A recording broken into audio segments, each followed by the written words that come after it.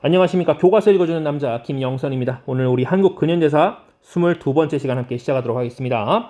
3대단원 일제 식민지 지배와 민족운동의 전개. 3중단원 다양한 민족운동의 전개.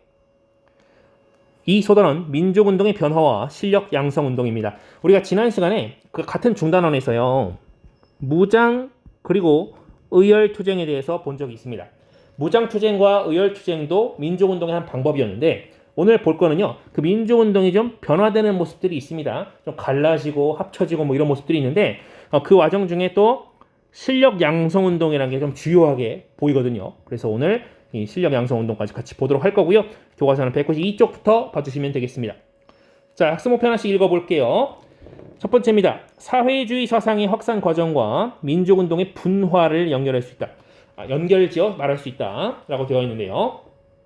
자, 사회주의 사상이 등장을 하게 되고요. 이 한국사의 전면에 이제 등장을 하고 민족운동의 한 조류로서 등장을 하게 됩니다. 이따 또 자세한 내용 볼 거고요.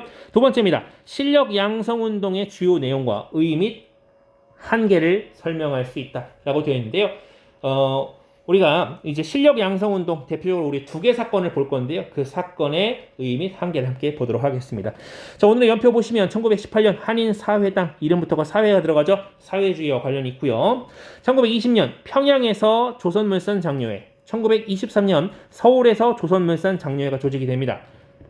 같은 이름이지만 지명이 좀 다르다는 거 알아두시고요. 자, 23년 같은 해에 조선 밀립대학 기성회라는 것이 조직이 됩니다. 밀립대학 설립운동이라는 것과 관련이 있고요. 앞에 있던 조선물산 장려회는 물산 장려운동이라는 것과 관련이 있습니다. 자세한 건 밑에서 좀 살펴보도록 할게요. 1925년 조선공산당이라는 것이 조직이 됩니다. 역시 사회주의 단체가 되겠고요. 자, 오늘의 용어는 실력 양성운동 중 하나였던 그 두 개였죠. 물산 장려운동과 밀립대학 설립운동에 대해서 자세히 볼 겁니다. 자, 그렇게 하기 전에 일단 민족주의와 그리고 사회주의라는 것이 튀어나오게 되는데요. 이 두 가지가요, 민족운동의 같은 조류로 있다가 이제 분화가 됩니다. 민족운동이라는 건 다른 말로 하면 독립운동이라고 해도 될 것 같아요. 근데 독립운동하는 방식에서 민족주의와 사회주의로 나뉘게 되었다라는 것인데요. 자, 첫 번째, 한국인들에게 사회주의가 확산된 배경은이라고 되어 있습니다. 사회주의라는 것이 이전부터 계속 있었어요. 계속 있어 왔는데, 근데 한국에는 언제 들어왔느냐라는 것입니다.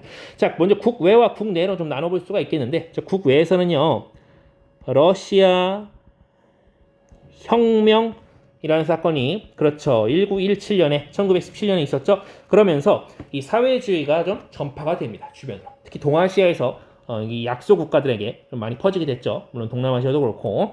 자, 서구 열강은요. 여기서 말하는 서구 열강은 뭐 러시아 이런 나라 말하는 게 아니에요. 뭐 영국이나 뭐 프랑스, 미국 이런 나라들을 말하는 겁니다. 좀 힘 있는 나라들 있잖아요. 그런 나라들이 우리 한국 독립에 좀 관심이 있을 줄 알았는데 아니었던 거예요. 냉담합니다. 자, 그에 반면에 그 국제 공산당 조직이었던 코민테른에서는요, 약소 민족의 해방에 지원하겠다라고 이제 표방하게 됩니다. 우린 이렇게 하겠다라고 의견 표명하는 거고요. 그러다 보니 우리 한국인으로서는 이게 독립운동에 도움되는 거구나라고 생각해서 독립운동으로서의 사회주의를 수용하게 됐습니다. 자, 그런 와중에 또 국내에서는 어떤 일이 있었냐면, 그렇죠, 굵직한 사건이죠. 3.1운동 이후에 사회주의가 확산되게 되는데, 자, 각종 사회운동 단체가 결성이 되고요. 그 예로서 조선 청년 총동맹, 조선 노농 총동맹 등의 단체가 설립이 되고, 나중에 1925년에는요, 물론 3년밖에 못 갔지만 조선 공산당이 결성이 되었습니다. 이러면서 조선 국내외에서 이 한국당의 사회주의가 계속 전파되는 그런 일들이 있었다는 것입니다.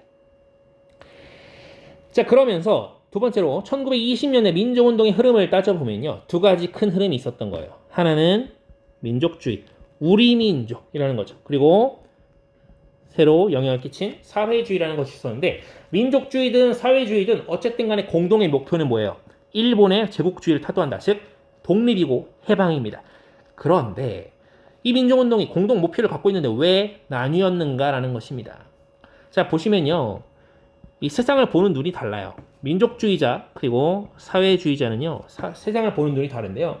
민족주의자의 눈으로 본 세상은요, 이 세상이 우리 민족과 남의 민족으로 나뉘어져 있습니다. 우리 민족, 너네 민족 이렇게 나뉘어져 있는 거예요. 그래서 주로 지주나 자본가가 중심이 되어 있었고요. 자, 그 반면에 사회주의자의 눈으로 본 세상은 어떤 세상이냐면 세상은 딱 둘로 나뉘어요. 가진 자와 못 가진 자. 뭐 이 앞에는 사실 뭐 생산수단이라는 이런 표현들이 있는데 복잡한 건 이거 일단 떼고, 자, 세상은 가진 자와 못 가진 자로 나뉘어요. 그러다 보니 주로 농민과 노동자 중심이 바로 사회주의자였습니다. 그럼 딱 봐도 지금 농민과 지주, 자본가와 노동자. 자, 민족주의 쪽에서는요, 야, 우리가 아무리 가진 자와 못 가진 자로 나뉜다 해도 우리 민족 아니냐, 함께. 우리 같은 민족 아니냐. 그리고 쟤네 일본 민족을 우리 이 땅에서 몰아내기 위해서 같이 힘써야 되는 거 아니냐? 라고 얘기한다면 이 농민과 노동자 중심의 사회주의자들은요, 아니다. 이게 일본이든 조선이든, 우리는 못 가진 사람이고 너희 가진 자들, 이 계급 투쟁을 통해서 너희를 쫓아내야겠다. 뭐 이런 식으로 얘기를 할 수밖에 없는 그런 그림이 그려지는 겁니다. 그러다 보니 둘이 보는 세상 자체가 달라요. 처지가 다르다 보니 그런 점들이 있었습니다. 어쨌든 1920년대에 사회주의가 한국 땅에서 굉장히 많이 퍼지게 되는데 당시에 독립운동 또는 민족운동 계열이 민족주의와 사회주의 계열로 나뉘게 되었다는 점 반드시 기억을 하고 넘어가도록 하겠습니다. 자, 두 번째로 실력 양성운동 얘기가 나오는데요. 자, 산업으로 교육으로, 즉 산업발전, 교육발전 통해서 실력을 양성하자, 그래서 독립을 이뤄내자라고 하는 것은 바로 민족주의 계열의 이야기가 되겠습니다. 자, 그래서 실력 양성운동이 시작된 계기는 이라고 물어보는데요. 역시 3.1운동 이후에 일부 민족주의자에게서 얘기가 나오게 됩니다. 먼저 뭘 키우자? 실력을 키워서 독립을 준비하자, 뭐 이런 얘기가 나오게 됩니다. 그 사례가 바로 밑에 나오는 두 가지입니다. 두 가지가, 자, 두 가지 대표적인 실력 양성 운동의 내용을 정리해 봅시다. 되어 있는데요. 두 가지입니다. 자, 그래서요, 첫 번째는 바로 물산 장려 운동 되겠고요. 우리 위에서 미리 봤어요, 한 번씩. 밀립 대학 설립 운동 되겠습니다. 물산 장려, 물건의 뭐 생산이나 뭐 소비 같은 것을 장려하겠다. 즉 한국인이 생산하는 거, 한국인이 소비하는 거 다 장려하겠다, 뭐 이런 얘기죠. 자, 계기를 보시면요, 물산 장려 운동 같은 경우는 1920년도에 그렇죠, 회사령이 철폐되고요. 이러면서 한국인 자본가 계층이 형성되지만, 하지만 당시 우리 그래프 봤던 것도 기억하시죠? 굉장히 자본금이 미미합니다. 일본인 기업에 비해서. 그러다 보니 일본인 비해서 세력이 미약했다. 게다가 23년도 되면 일부 일제 상품에 대해서 관세가 철폐됐다는 얘기까지 우리가 전에 다룬 적이 있습니다. 그러다 보니 1920년에 위에서 봤죠? 평양에서. 그리고 23년에 서울에서 물산장려회가, 조선물산장려회가 조직이 됩니다. 이 평양에서는요, 처음에 조만식이라는 인물이 먼저 장려회를 조직을 했고요. 23년에 서울에서 이 물산장려회 조직한 다음에 이제 좀 운동이 커졌다라는 것인데요. 구호로는 뭐 이런 걸 내밀었대요. 내 살림 내 것으로, 조선 사람 조선 것. 아무튼 뭐 딱 연결이 되죠. 우리 물건, 우리가 만든 물건을 우리가 쓰자라는 것이죠. 그러면서 토산품, 즉 국내산, 즉 한국 사람이 만든 그런 토산품의 애용의식이 막 늘어납니다. 그런데 무슨 일이 벌어지냐면 물가가 올라요. 물건값이 오릅니다. 왜? 수요, 공급 관계 있죠? 공급이 수요를 따라가지를 못합니다. 너무 애용하다 보니까 이 물건이 부족한 거예요. 그러다 보니 물가가 상승합니다. 그러다 보니 이 사회주의가요, 맹 비난을 합니다. 이거 너네 한국인 자본가들 위한 거 아니냐? 라는 이제 비판을 하게 되고요. 이러면서 점점 이제 물산장려 운동에 거품이 빠지게 되고, 나중에 한국인 자본가들은 또 힘이 빠지겠죠. 그러다 보니 나중에 결국에는 총독부와 조선 총독부와 유착 관계를 갖게 됩니다. 이 총독부에서 좀 지원금을 주고 막 이렇게 하게 돼요. 그러다 보니 유착 관계가 생기겠죠. 자, 그 반면에 또 밀립대학 설립운동이라는 것이 있는데 1922년 뭡니까? 제2차 조선 교육령이 나왔죠. 그럼에도 불구하고 한국인의 교육 수요를 충족할 수가 없어요. 이 한국인들이 얼마나 교육을 좋아합니까? 지금도 그렇고요. 자, 이때도 그랬던 거예요. 자, 1923년 서울에서요, 조선 밀립대학 기성회라는 것이 조직이 됩니다. 그래서 이때는 구호가 뭐냐? 한민족 1천만이 한 사람이 1원씩 내면 학교 세울 수 있다. 뭐 이런 얘기가 나오게 됩니다. 그런데 일제가 이걸, 총독부가 이걸 좋아하진 않아요. 총독부가 방해 공작을 펼치게 되고요. 그리고 굉장히 어려움에 빠지게 되는데 가뭄과 홍수가 막 연이어 들이닥칩니다.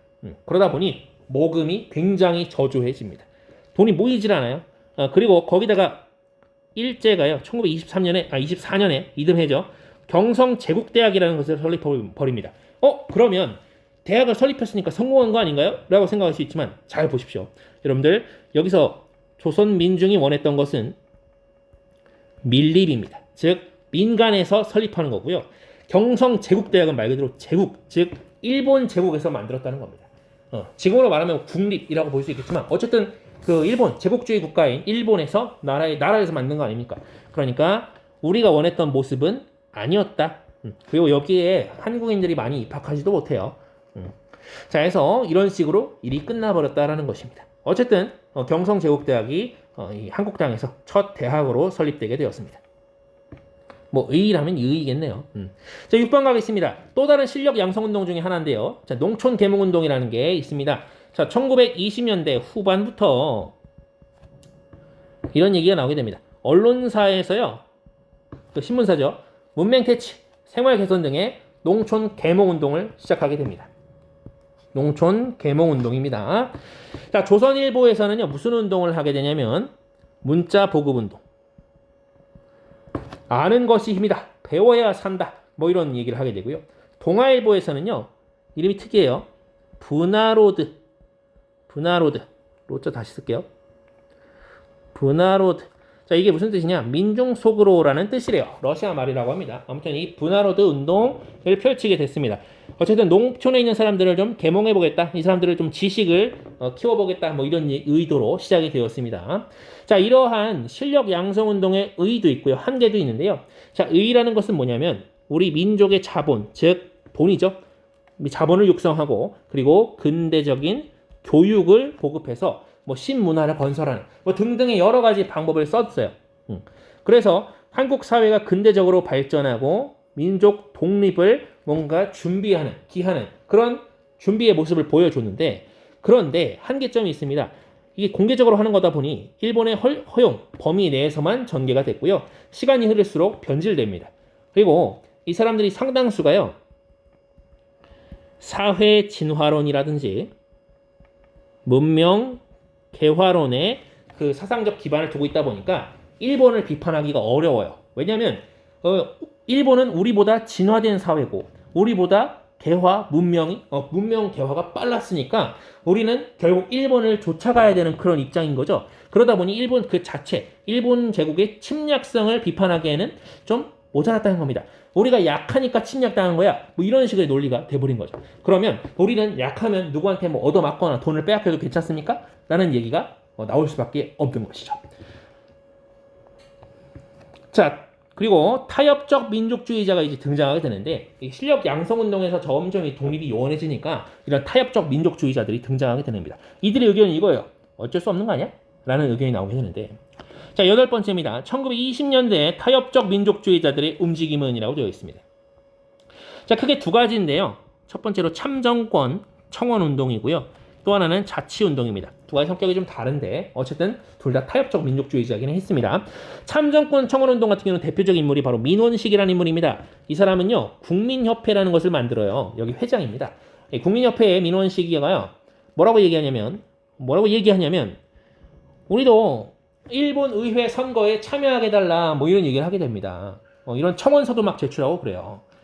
일본에 있는 의회 선거에 한국인들도 참여하게 해달라 뭐 이런 식으로 얘기하는 거고요. 그리고 그 밑에 자치운동 같은 경우는요, 유명한 인물들이 나옵니다. 민족 개조론의 이광수, 그 천도교 신파의 최린, 그리고 나중에 고대 세우는 김성수 등이 이제 등장하게 되는데, 조선의회 설립을 목표로 해서 이제 움직이게 되는데, 여기 일제도 좀 펌프를 넣어요. 펌프를 넣어가지고 야, 너네 자치 뭐 이런 식으로 해서 이 민족주의 계열들을 좀 분열시키려고 합니다. 실제로 자치권을 주려는 게 아니었어요. 이들을 이용해서 이들의 그런 헛바람을 이용해서 좀 이용해 먹으려는 그런 속셈이었죠, 일제가. 그래서 사주를 좀 넣게 됐다라는 것이고요. 자, 9번 갑니다. 타협적 민족주의자의 행보는. 그럼 이 사람들은 나중에 어떤 행보를 보이냐? 이렇게 얘기합니다. 우리는 실력 양성 우선론자야.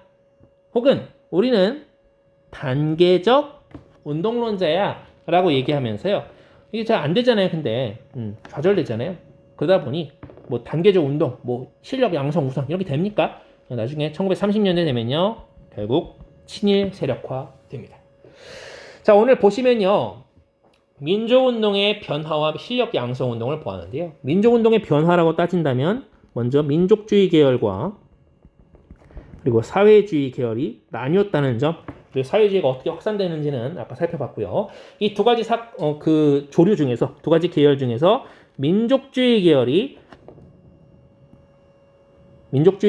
실력 양성 운동과 맥이 통한다라는 것입니다. 그리고 실력 양성 운동이 어떤 움직임들이 있었는지, 그리고 그 가운데 시간이 점점 흐르다 보니 그렇죠. 또 친일 세력화되는 모습도 있었습니다. 물론 모든 실력 양성 운동자들이 전부 친일파가 됐던 것은 아닙니다만은 그럴 가능성이 좀 있었다라는 점을 한번 같이 기억을 해주시면 좋겠습니다. 자, 오늘 수업 내용 여기까지입니다. 대단히 고생 많으셨습니다.